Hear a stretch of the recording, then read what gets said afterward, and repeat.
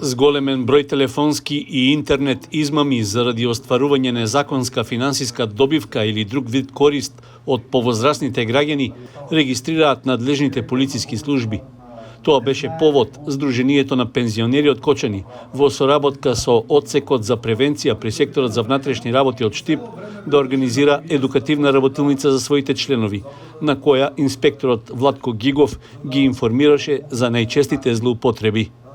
Недоволното познавање на современата компјутерска техника, лажното представување при телефонски повик или непознавањето на начините за заштита при употреба на така наречените паметни мобилни телефони се главни причини поради кои пензионерите наседнуваат на измамите и губат финансиски средства.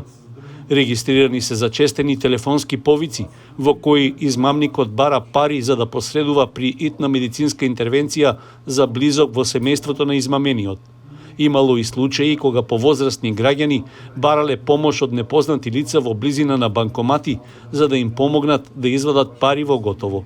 Пензионерка наша се пожали дека наводно и си јавувале на телефон и она била преплашена затоа што и кажувале дека ќерка и била повредена и барале пари, меѓутоа умеѓу време дошол и нејзиниот сопруг, тој стапил во контакт со нивната ќерка и таа им кажала дека ништо не е повредена, дека некој сака да ги измами. Соработката со МВР ја имаме и на локално ниво, а и на републичко ниво, зависи од представките кои ги прават наши сограѓани.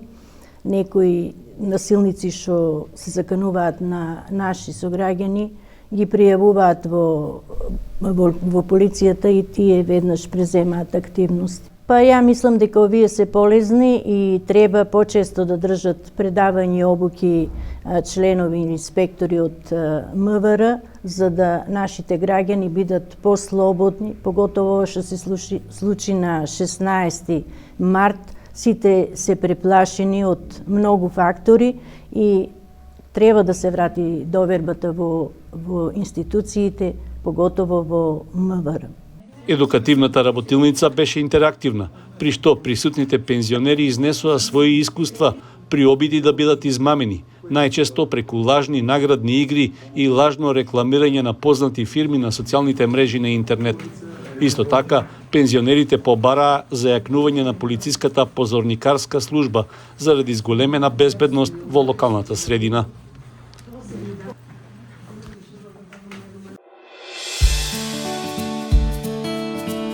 Канал 8 телевизија на вашиот мобилен уред.